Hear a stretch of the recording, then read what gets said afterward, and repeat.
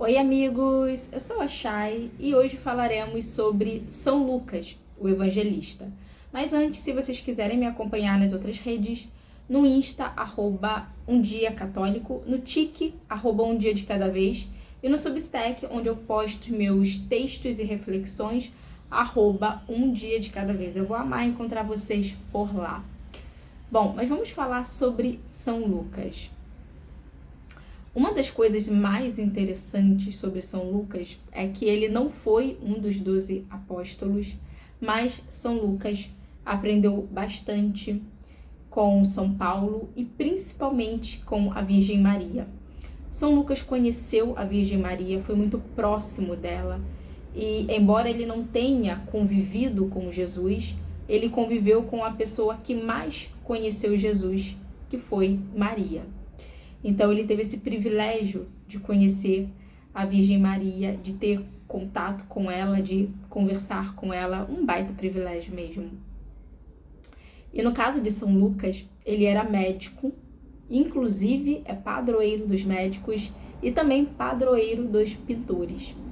São Lucas, ele era um homem bem escolarizado, ele era um homem que realmente tinha bastante conhecimento e a gente consegue até perceber isso pelos seus textos, pela forma de escrever, um pouco diferente de São Marcos, que era mais simples na escrita e na sintaxe, mas muito realista, muito vívido nas histórias. São Lucas, inclusive, tem vídeo já sobre São Marcos, se você não assistiu, assista. Mas no caso de São Lucas, ele não era tão realístico quanto São Marcos, mas ele tinha, assim, uma forma de escrever muito culta. O grego dele, ele escreveu em grego. O grego dele era um grego bem rebuscado, bem culto, próprio de uma pessoa muito bem escolarizada. Ele era médico e ele estudou medicina na escola de Tarso, na escola de medicina de Tarso. E lá, muito provavelmente, na cidade de Tarso, ele conheceu o apóstolo São Paulo. E conhecendo o apóstolo São Paulo, ele conheceu mais sobre Jesus, sobre a vida de Jesus e também conheceu a Sagrada Escritura, conheceu sobre a fé através das traduções em grego.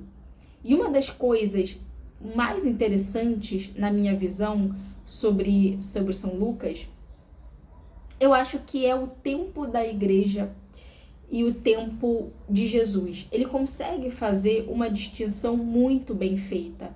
Então, por exemplo, ele deixa muito claro, né, que o tempo de Jesus, de viver ali na terra com os judeus, foi um tempo que tinha começo, meio e fim. Então, esse tempo ali entre os judeus, esse tempo assim de vida terrena, ele realmente já era para acabar, porque nós precisávamos da Páscoa, digamos assim, né? Mas é interessante que ele deixa muito claro que é através da Páscoa que nós vamos ter a primeira igreja, os primeiros cristãos, melhor dizendo. Então, a importância do começo da igreja a partir da ressurreição. Então, temos ali um fim da vida pública de Jesus, pelo menos até então, né? Um fim da vida pública dele, com a morte e ressurreição, mas o começo da igreja. Então, o começo dos primeiros cristãos. Então, é muito interessante como que ele destaca a importância da Páscoa e da igreja para a salvação.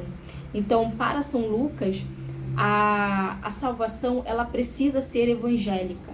E é por isso que ele dá tanta importância ao evangelho, a propagar, a evangelizar. Ele dá tanta importância à pregação mesmo, porque nós precisamos dela para sermos salvos, né?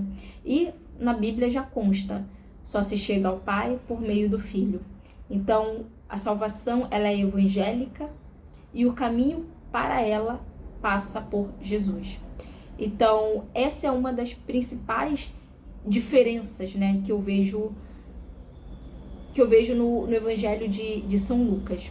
São Lucas ele lembra muito, né, da misericórdia de Jesus Cristo, das mensagens, da alegria também de Jesus Cristo e principalmente do acolhimento que Jesus teve, né, do acolhimento que ele teve como Deus Filho e como homem mesmo, como ser humano, aquele que estava acolhendo as pessoas que estavam em busca dele, que precisavam dele, e também acolhendo os apóstolos, que muitas vezes estavam com medo, perdidos, sem saber o que fazer, sem entender muito bem o que estava acontecendo.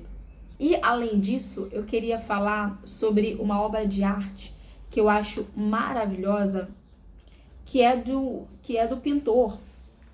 Ele tem um nome muito difícil, gente, vou até olhar. Roger van der Weyden, acho que é assim que se pronuncia. E é uma obra de 1435 que se chama São Lucas.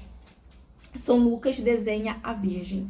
E como dá para perceber na obra, a gente tem a pintura de São Lucas, e São Lucas está pintando a Virgem Maria, né? Então, é uma pintura retratando uma pintura. É muito curioso isso, né? Então, nós temos São Lucas pintando a Virgem Maria, amamentando o menino Jesus. E muito provavelmente, o rosto de São Lucas tenha sido um autorretrato do Roger van... Ou nome difícil. Weyden, acho que é assim que se fala, Weyden. Do Roger. Então, muito provavelmente esse rosto que vocês estão vendo é o próprio rosto do pintor. Então, ele pinta São Lucas com o próprio rosto. E olha a delicadeza e a sutileza de São Lucas agachado, né, inclinado, para registrar ali um momento sagrado, um momento da Virgem Maria amamentando, cuidando e protegendo do menino Jesus. E o menino Jesus ali tão frágil, mas ao mesmo tempo sendo Messias, sendo Salvador, em um lugar tão aconchegante, em um lugar tão simples, né? E uma coisa muito interessante para falar sobre é porque o contexto histórico do século XV foi um contexto em que muitas pessoas discutiam sobre a divindade de Jesus, se Jesus era só homem ou se Jesus também era Deus. Então, essa dualidade, né, do divino também foi muito questionada na época. E essa pintura só reforça o quão Jesus foi homem e o quão Jesus é homem e o quão Jesus é Deus. Então, ele é Deus através da sua natureza divina e ele é homem através também da sua natureza materna e também da sua natureza física. Bom, essa obra é clássica, é uma obra icônica que marcou muito o século XV e uma obra que também ajudou a firmar um pouco mais a fé e a fortaleza da Igreja Católica. Espero muito que vocês tenham gostado. Não esqueçam de curtir e de comentar se vocês já conheciam um pouco mais sobre a história de São Lucas e dessa pintura do Roger Weyden. Até o próximo vídeo. Tchau, tchau.